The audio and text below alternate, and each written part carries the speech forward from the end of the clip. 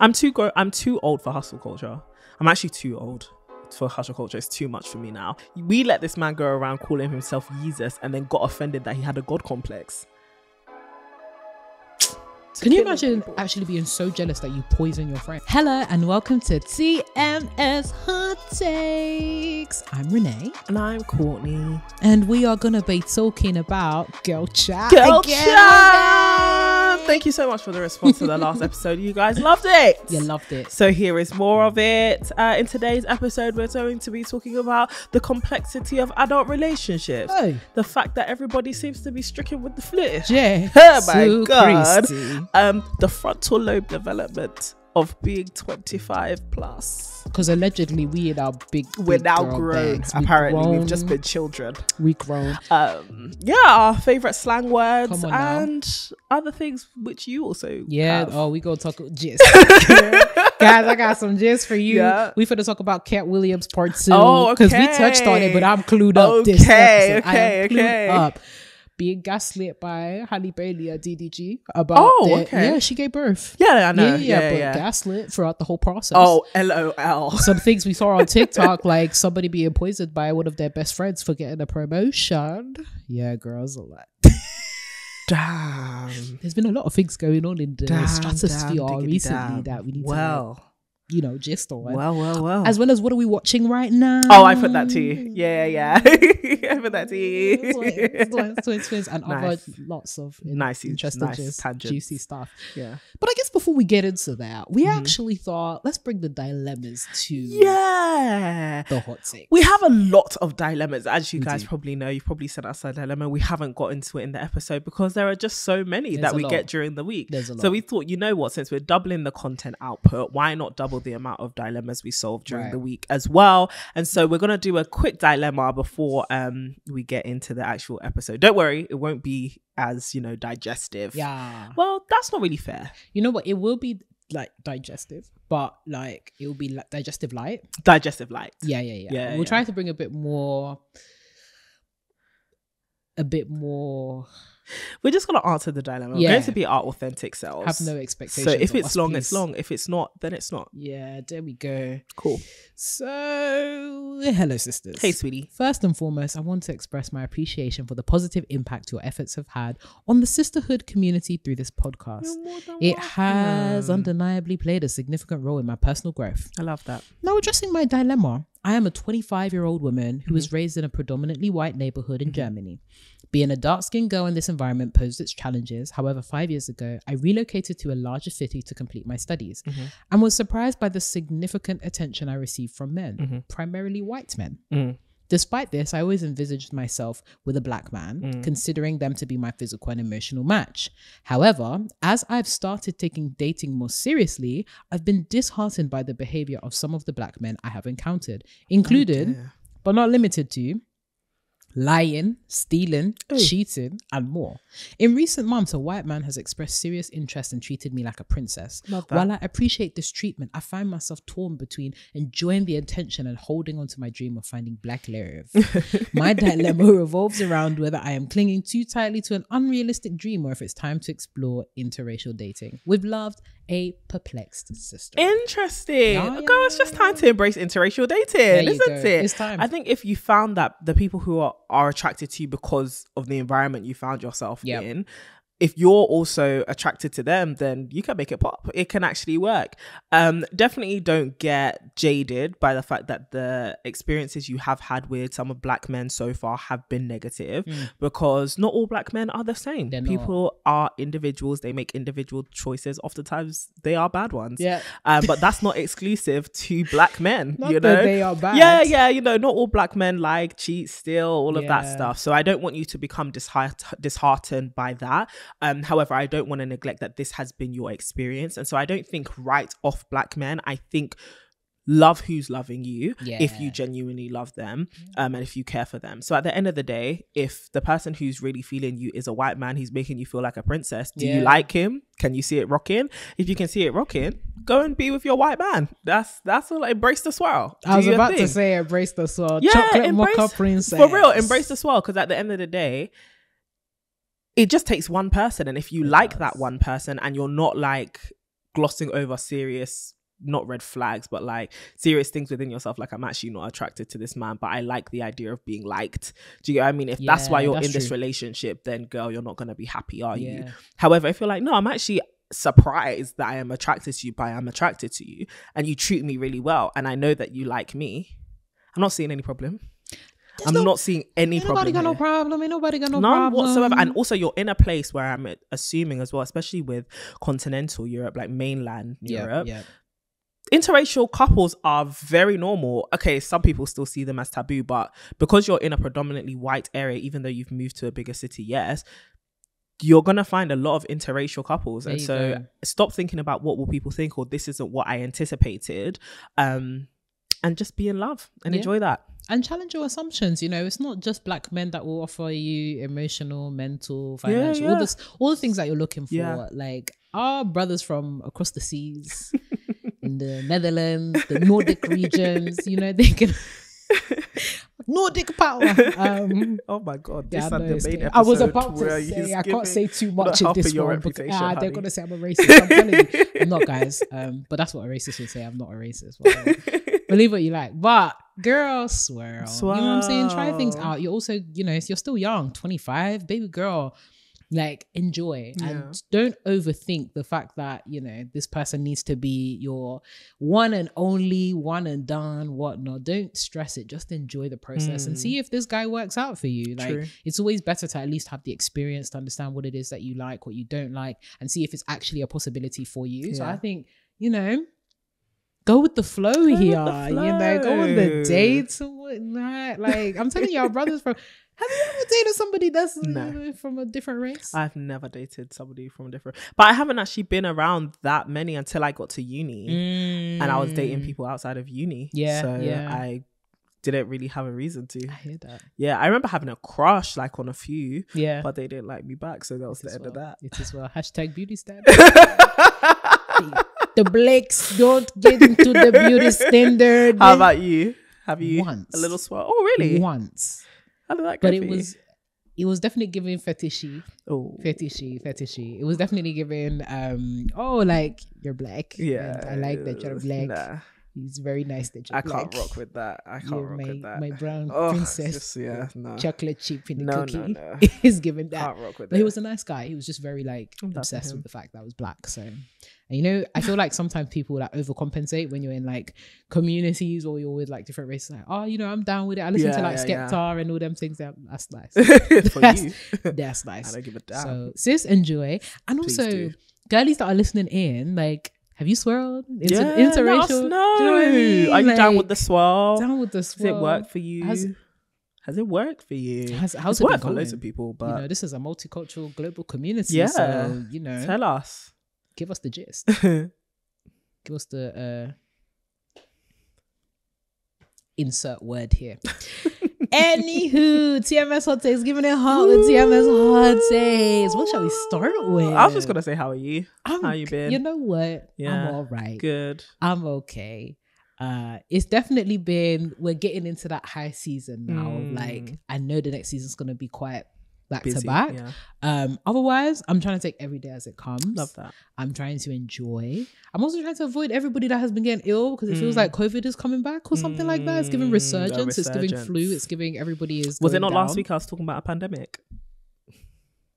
Prophet before her time. I'm screaming. No, prophet before her time, guys. So yeah, I've really been trying to mindfully live in the present and enjoy each moment as it comes. So that's me, man. I like that. How are you, Miss CDB? I'm okay. Okay. The bass in that. I'm okay. Like many others of the population, I have also been struck with whatever mysterious sickness is sweeping the nation. Yeah, I don't think mine is COVID. I don't think I've gone through the worst of it. By God's grace. Hallelujah. But my throat was hurting. My head was hurting. Yeah. I had a fever. I've coughed my lungs out. Oh, mate. But I'm actually feeling okay. Like, I took the week off and I really think I flew too close to the sun, man. I really came out of the 2023 into the new year like, I'm gonna get my stuff done. I came in swinging. Stop. Like, I think my body really told me, you are not a desist. young girl anymore. Cease You are and grown women now. Grown women can't afford to do that. You're grown. I don't know what it is. Like, I feel like you get over 25 and then all of a sudden, I'm too old for hustle culture. I'm actually too old for hustle culture. It's too much for me now. So I embrace the whole, it's the beginning of the year. Give yourself some grace. Communicate, down. Tell people glowing and growing stuff, tell people I can't meet this deadline. I'm sick. Slow down. I was surprised by how many people had grace for me.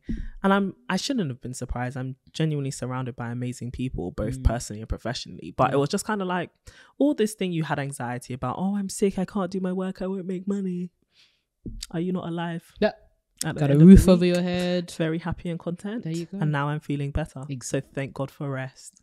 There's a lesson in that for somebody. Can we get a hallelujah? If you're feeling ill, you're going through a lot right now. Sometimes you don't have to push and press. No. Sometimes push and press the start button. Ooh, come on. Cease and desist. Literally. So but it feels like everyone is sick. We know so many people who are already ill. I've spoken to so many friends this week who are like coughing, wincing and doing all of that stuff. So if you're not feeling too good, it's okay. Please rest up. Drink your hot teas and don't force take your medication or eat well. Just chill. Just because it's the beginning of the year doesn't mean you have to be on productivity even if you're sick. Daddy, chill. Okay, chill, daddy. Chill, daddy. Yeah. I hear that. And all of you that are ill, please, can you take your precautions to like not spread it? There's some people, Connie, there's been some people that say, oh, hey, Renee, come give me a hug. You've been with me, I'm sick. Yeah, but you haven't outwardly been like trying to envelop me in physical love and touch. That's a terrorism move. It's an act of bioterrorism. Been a beeline for me, bro. Looking at me like, Renee, come and give me a hug. I said, whoa. Whoa. This is bioterrorism. Like, whoa, hold up. I was like, oh, sorry, I forgot that I'm sick. For real. You can't even breathe through your nose. You're telling me you forgot that you're sick. Oh dear. Maybe they're just excited to see you. No, you should cap that. Fair enough. I hear it. Your birthday is soon, so do you know what I mean? Yeah. Like my birthday is soon. I can't afford to be doing sniffle, cough, cough. Like cough. That does not. I'm ringing in my new year. Sniffle, cough, cough. No. We rebuke it. But yeah, Miss Mayam, yes, I have now watched the Katt Williams interview. Okay, what were your thoughts? Katt is also a prophet of his time. Katt, because you know what? Yeah, I had watched clips, but then I said, let me sit down and actually watch the interview. And then I went back to go and watch some of those clips. I said, wow, yeah. Hollywood, what you guys do is nasty. Nasty, all of you. The way this guy came for all of the comedians. Bro. All these comedians, it's not funny. Nobody chuckling. So some of the initiations. Some of the initiations y'all be doing to get to the head of your game. And I think what was also quite wonderful about the interview was Katt Williams is funny. Hilarious. So as he's exposing, I'm like, bitch, I told you his delivery is impeccable. What he says and how he says it is so funny. And he's actually so moving. Yeah. Like some of the points that he was making. So when Shannon Sharp asked him about like Kim Kardashian, Kanye West, he said, we are terrible people. Yeah. And I said, you know what, you're right. Yeah. We are awful people. He said, we let this man go around calling himself Jesus and then got offended that he had a God complex. I said, embarrassing. Wow. A philosopher. And then when he was dropping receipts on all of these comedians about the shady stuff that one thing he's never gonna do is lie. I'm on his. I believe everything he said. I believe everything that man said. I said, Katt, you're onto something. And when he was just talking so prophetically as well. He said, Satan can't create blessings, baby. I ain't worried about nothing. Ooh. I said, protect Katt Williams at all costs. Yeah, that interview was something. He said, you guys had nothing that I ever wanted. He said, you got wives that look weird. The weird light skin wives. That's what I didn't want to say last week. It was when the faces came up. When the faces came up, I said, you guys are weird. He said, you will never see an interview from any of them. You don't even know who they are. I said, you are not wrong. You're not wrong. But it's crazy. Jeez. But I think what I also loved about that interview is that Katt just seems so authentic. Yes. And I feel like in a time where you are consuming so much social media, consuming so much, like his interviews like broke the internet just because of the authenticity. Yeah, the fact that he also practices what he preached. He like adopted like 7 kids. Literally, he's giving like support and resources to people behind it, like doing the thing. But it goes to show authenticity will cost you. It will actually cost. Staying true to yourself, staying true to your values and your morals will cost you. Geez, sometimes your soul. No, it will cost you your success. Staying true to yourself it will cost you your success. Because look at what he was saying. I had all these opportunities to be alongside the people that the world considers great. Yeah. Do you get what I mean? And I'm not there because I wasn't going to sell my soul. So now I'm viewed like this when actually this is the truth of the matter. Crazy. It's very crazy. Jeez. Even some of the things that he was like, you know, in Hollywood to be successful, you have to do. That whole wearing a dress situation. I started looking at all the people that have been wearing the trends. Everybody wearing dresses. I'm looking at you a little bit differently. Down. They tried to get you inside a dress, squeeze you into that silk dress.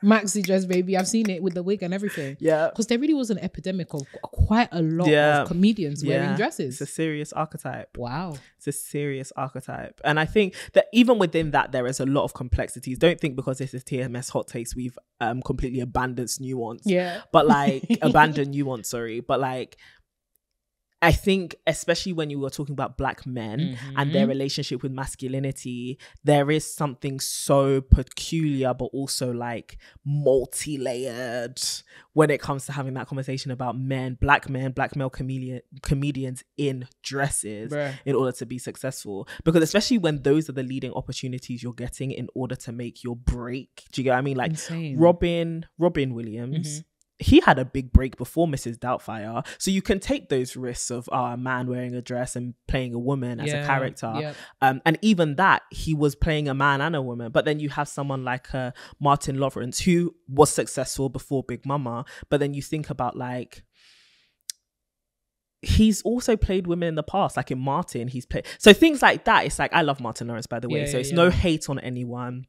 Or even like a Tyler Perry with Medea or anything like that. But I think, when you look at the complexity, the complex relationship of Black men with masculinity, and then think about how feminized they have to become in order to pursue success, you definitely start to cross some T's and think, something's going on in Hollywood. I mean, Hollywood anyways. Even some of the things that Katt was saying about Diddy's parties. If anyone knows what was happening, it's that man. Katt Williams. That 100%. Man knows some stuff. Someone give him a book deal. Pan Mac, I think you found your next. I'm protected. Go and make a big offer. He said, sometimes you gotta tell Diddy no.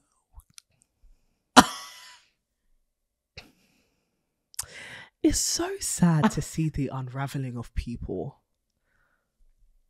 But some people feed into this unraveling long before did you not think one day this party or day would not be hundreds of people? Somebody's not going to say something about what you're touching. Hey. Physically as well as anyway, Sha. We give God all the glory. We see you expose it. I'm telling you, 2024, I've been saying this, 2024 really feels like the year of exposure. That which was done in the dark is coming to the light, guys. Literally. So be followers of the light. You know, if you're followers of the light, there's nothing to expose. That which you're doing undercover, listen, you'll be brought to justice. For real. Maybe it's like the centennial, or maybe some kind of anniversary or something has come. And God really said, well, exposure. Wrap it up. Man. It's funny, today actually I was seeing something about leap years and how like every leap year something very significant has happened. Wow. Like how... Is it a leap year this year? Yeah, 24. Yeah. So like the last leap year was 2020, obviously the global pandemic. You're right. Then before that, 2016. I can't remember what they said about that. But like they started it all the way from the 2000s about like the whole the end of the world at the millennium, and then there was like the 2008 financial crisis, and there was the 2012 end of the world prediction. So they were just like, it's a leap year. It's always been something. Yeah, it's a leap year. It's a leap year. Those Illuminati crooks, they're working. They're working over time. Well, we thank God we're not caught up in the passer. Hallelujah. By God's grace. Nobody, there's nothing to drag up. By guys. God's grace. We expose ourselves on a regular basis. There's actually nothing you will find with us here. Yeah. But in advance, we're sorry. Use this clip.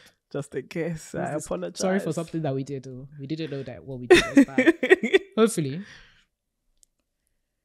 No, you know the ones, because you know context matters, right? How many Context people were matters. read for filth because like 10 years later or 20 Yeah, years exactly. later, I was literally thinking that something that wasn't a problem then is a problem now. So Yeah. problematic.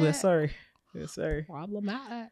Oh, man. So talk about problematic things. Tell me about this person who tried to Lord of Lords. yeah, what the heck is Courtney. going on? So basically, I was on like the TikToks, you know, Yeah, just you know, enjoying tick of the content and talk, whatnot. the Yeah, talk yeah, of yeah. the tick. And then somebody told a story about how basically a couple of friends had gone out to celebrate their friend who had gotten a promotion. So she had moved into like making serious bank, like six figures. Come and see, the babe goes to the bathroom and one of the bartenders sees the friend like putting something in her like food or drink or something. So he calls her out obviously, and she's like cussing him out saying, how could you like basically bring that up? So they were like, okay, if you haven't done anything to the food, take a taste of it and be telling me. And she was like, no, I'm good. It's Come like, on. oh, but if you're good and nothing has happened, then try this. Then eventually she just confessed and said, hey, I was trying to poison you because I'm not happy at your success. Jealousy is akin to murder. Hand in hand. Jealousy Hand in hand, Your Honor. will drive you. It's that same route. Can you imagine actually being so jealous that you poison your friend? And this wasn't even like this was a close friend. Yeah. That's crazy. Yeah, very insane. So but it's the plot of many a Nollywood film. It As I say, Nollywood was really there first. No, but your friend, Nollywood was there first. But you know, it's funny because my parents were telling me a very similar story of someone and their sibling back in Ghana. Yeah. That they like got the owner of a chop bar, so like a very informal restaurant, to like poison his food when he ordered. And it worked. He died. Stop. Yeah.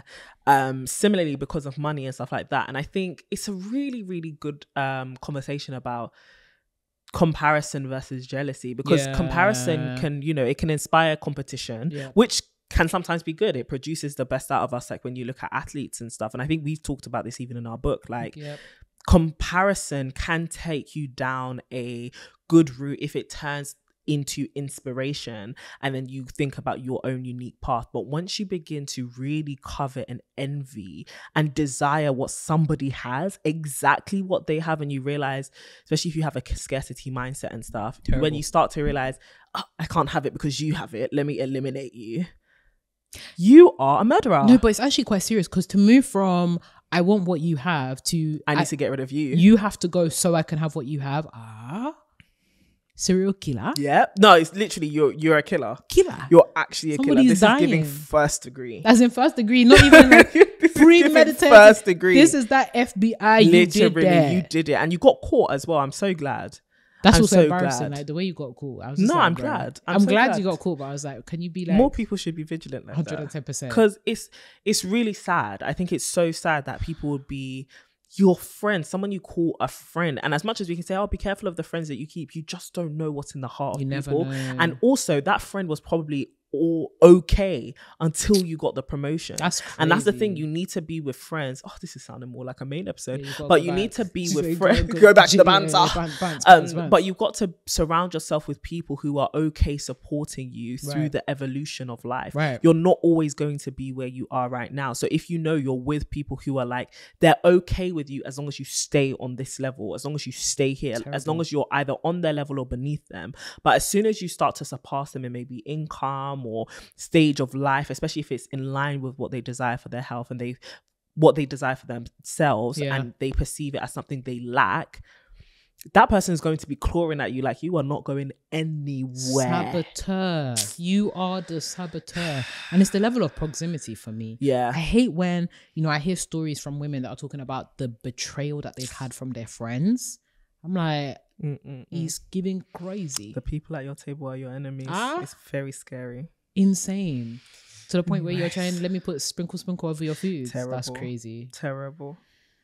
Oh, terrible. I would say, oh, God. You know, people are like, oh, be discerning, and it's like you can be discerning, but stay prayed up. But also, stay discerning, but also stop doing things like this. Like, no. But people exactly. Like, it's not even the onus on the person. It's actually on you to not be so bad mind. Don't be a witch. Like, oh my days. Don't be witchy. Stop it. Oh, and stop.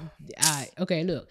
jealousy, envy, those kind of things are natural human emotions. They're things that people experience. But again, don't let it rule your entire life. Celebrate people. Like jealousy will dissolve when you really partake in the celebration of people. Celebrate people. Because that good karma is going to come back. People will celebrate you when you celebrate them. Facts. So yeah. Like, celebrate people. Nah, but poisoning, that's a serious Poison is such an extreme route to go down.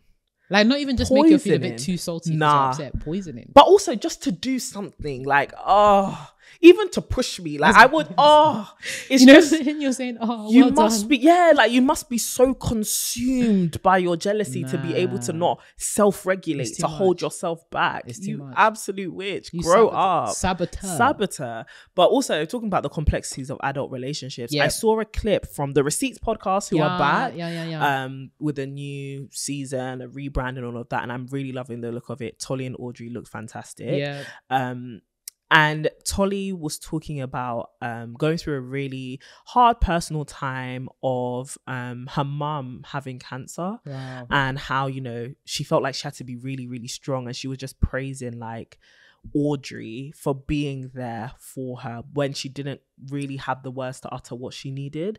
And it really made me think of like, and I read the comments and stuff, and it was just like the beauty of true sisterhood and true friendship, where it's like, even sometimes when you can't express what it is you need, somebody just knowing you need someone to care for you. And how like Audrey, there was a day she just came over to her house, cleaned her whole house, made her food. And like, because Tolly said that everything was just getting too much. Like, she's taking on financial responsibility and all of that. And it just made me think that like sisterhood can actually be so beautiful. It can actually be so necessary and life-saving in these really, really hard times as well. Because life isn't just full of highs and promotions and doing really well. It can actually be full of some gut-punching moments, man. Like, when I watched it, it really touched my heart, and just the rawness of the emotion as well. So just to give a bit of balance, adult female friendships can actually be really beautiful and fruitful things as well. Necessary too. That's so moving, man. It's oftentimes, and you know, the thing about adulting is you go through experiences that you have literally no reference point for. Like, what reference point would you have had to that kind of experience? So even being able to articulate your needs in that moment, you don't know because you've never been through it before. And having someone there that's intuitive enough to at least say, let me serve you the best way that I know how to in this situation, necessary. Second to none. You need sisterhood, man. You need female friends. Good female friends. You need good ones. It will carry you through. Yeah, that's the thing. It's having people around you that actually care about you, so they won't be poisoning your food. Just go home and journal. Why are you putting stuff in people's food? Some friends are making you food. Others are poisoning you.